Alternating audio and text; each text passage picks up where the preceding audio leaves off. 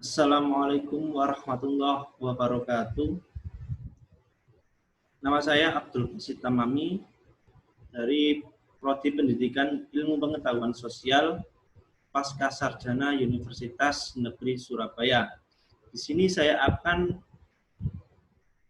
presentasi tentang buku pengantar ekonomi pembangunan yang dikarang oleh Santri R. Siahaan, Elvis F. Purba, dan juga Ridhom MB Simangunsong dari Universitas HKBP Nomensen di Medan. Untuk yang pertama, dalam pandangan umumnya, buku ini merupakan buku pegangan akademisi, yakni bisa mahasiswa dan juga tenaga pendidik atau para dosen. Karena apa? Buku ini bahasanya sangat sederhana dan mudah dimengerti. Ya, kata-katanya juga lugas dan gampang untuk didapatkan. Kemudian, buku ini berisi 11 bab dan diterbitkan di Medan pada tahun 2001. Jika dihitung pada hari ini sekitar 19 tahun yang lalu. Kemudian, di bab pertama, ini berisi tentang perkenalan dari buku ini, yakni buku Ekonomi Pembangunan, serta memiliki 5 subbab antara lain pengertian, latar belakang historis, ruang lingkup, serta pendapatan nasional dan pendapatan per kapita. Di dalamnya dijelaskan bahwasannya arti pembangunan atau arti ekonomi pembangunan itu sendiri telah berubah. Yang dari awalnya yakni tentang meningkatnya pendapatan nasional per kapita, tetapi setelahnya atau dewasa ini pembangunan bukan diartikan sebagai meningkatnya pendapatan per kapita, akan tetapi sebagai pertumbuhan, akan tetapi bukan hanya pertumbuhan saja, tetapi bisa juga tentang perubahan sosial, perubahan di dalam suatu masyarakat, dalam suatu negara itu sendiri. Di bab kedua, ini berkaitan tentang struktur dan karakteristik umum negara berkembang. Di dalam bab ini dijelaskan tentang karakteristik umum negara berkembang yang terbagi atas 3 dunia. Ya, ada dunia pertama, dunia kedua, dan dunia ketiga. Di dunia pertama itu ada negara maju atau blok kapitalis seperti halnya negara Amerika.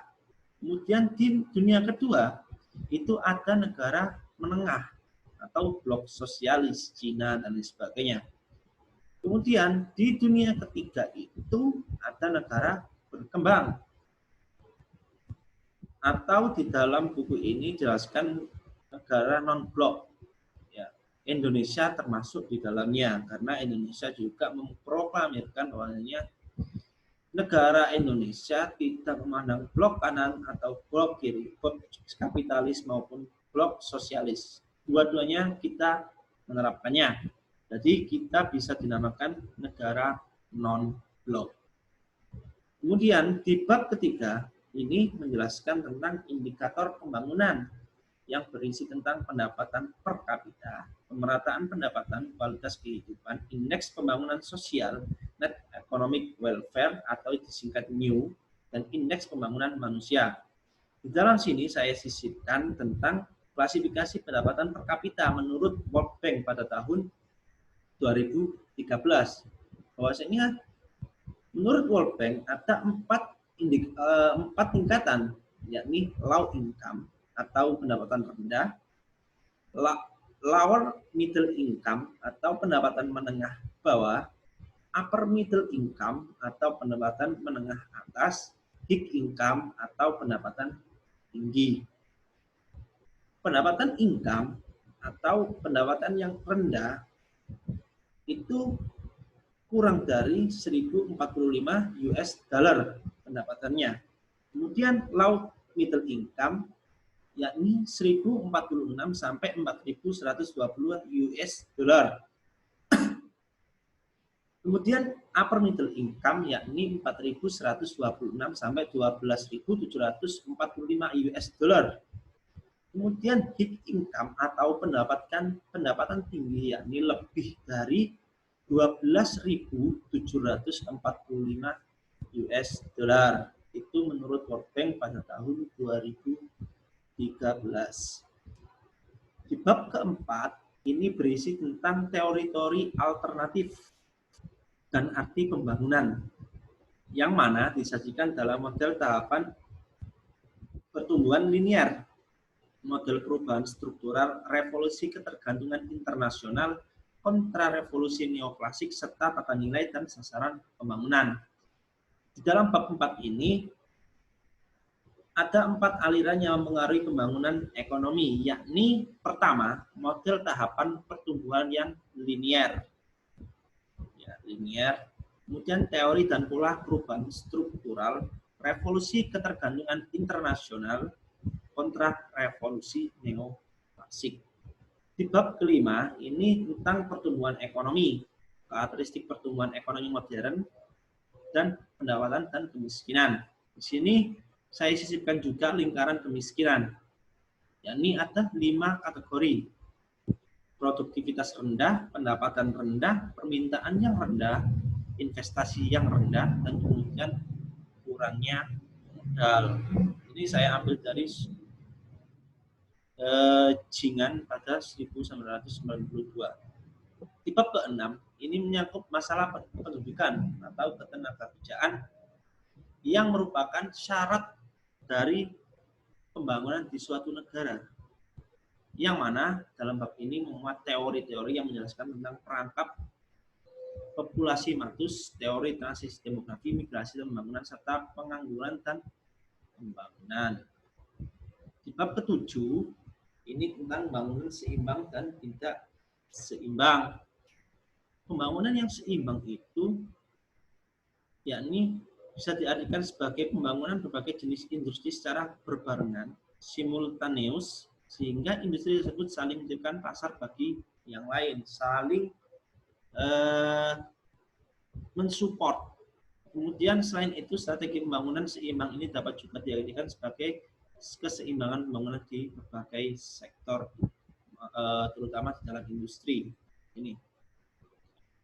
Kemudian di bab 8 ini tentang transformasi pertanian dan pembangunan desa. Dari sini terdiri dari peranan sektor pertanian dan pembangunan, syarat-syarat pembangunan pertanian dan strategi modernisasi pertanian. Di bab ini sangat seru sekali tentang ekonomi perdesaan, yang mana dijelaskan bahwasanya kemajuan dari teknologi untuk membantu sektor pertanian itu sangat penting, karena itu sangat membantu para petani untuk bisa memanen hasil tanamannya, untuk bisa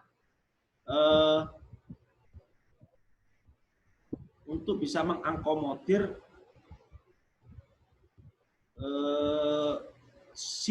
surplus atau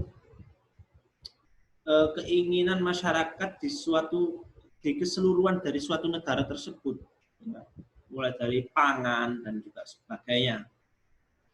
Karena kemajuan teknologi itu juga bisa mempengaruhi pendapatan petani dan mempermudah juga, terutama seperti traktor dan juga alat pembantu memetik cabai dan lain sebagainya. Kemudian di bab 9 ini industri dan tentang peranan industri dan pembangunan serta industrialisasi di Indonesia.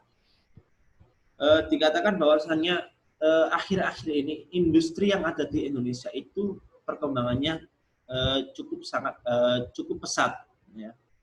Akan tetapi 3 bulan kebelakang ini, sejak adanya pandemi virus COVID-19, industri yang ada di Indonesia itu banyak mengalami kemerosotan pendapatan yang akhirnya mempengaruhi banyaknya PHK di karyawan karena memang virus ini sangat mempengaruhi di seluruh dunia, bukan hanya di negara Indonesia juga. Akhirnya banyak industri yang ada di Indonesia ini juga banyak yang tutup. Gulung tikar juga ada. Kemudian di bab 10 menerangkan tentang hambatan dalam pembangunan yang terdiri dari dualisme dan lingkaran kemiskinan.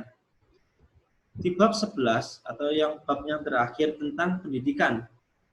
Ya, tadi dijelaskan di dalam suatu negara itu bisa berkembang, bisa maju ketika sektor pendidikannya itu sangat maju atau tidak buruk. Karena apa? Pendidikan itu adalah fondasi dari suatu negara tersebut. Ketika fondasi itu sudah keropos atau pendidikan itu sangat buruk, secara otomatis kedepannya negara itu juga pasti akan buruk. Akan tetapi negara itu jika negara itu pendidikannya sangat maju dan tenaga pendidiknya juga sangat kompatibel, secara otomatis nantinya negara itu bisa sangat kuat dan juga berkembang. Kemudian saya juga memasukkan kelebihan, mengomentari dari buku ini, kelebihan dan kekurangannya. Menurut saya kelebihan dari buku ini, seperti yang sudah saya katakan di awal tadi, materi yang ditulis terbilang mudah dimengerti, gampang, lugas, dan semua kalangan saya yakin bisa memahami dari isi buku ini. Kemudian buku ini tersedia online atau berupa e-book, berupa PDF, bisa di-download, searching ekonomi pembangunan, itu sudah muncul buku ini, jadi bisa mudah didapatkan. Akan tapi juga ada kekurangannya. Menurut saya waktu penerbitan terbilang sudah lama, sekitar 19 tahun yang lalu. Akan tetapi di dalam, menurut saya buku ini masih relevan untuk hari ini. Pembahasannya sangat maju. Kemudian yang terakhir belum menemukan terbitan baru. Jadi penulis di sini masih belum menemukan terbitan baru dari buku ini. Mungkin itu saja dari saya, kurang lebihnya mohon maaf. Wassalamualaikum warahmatullahi wabarakatuh.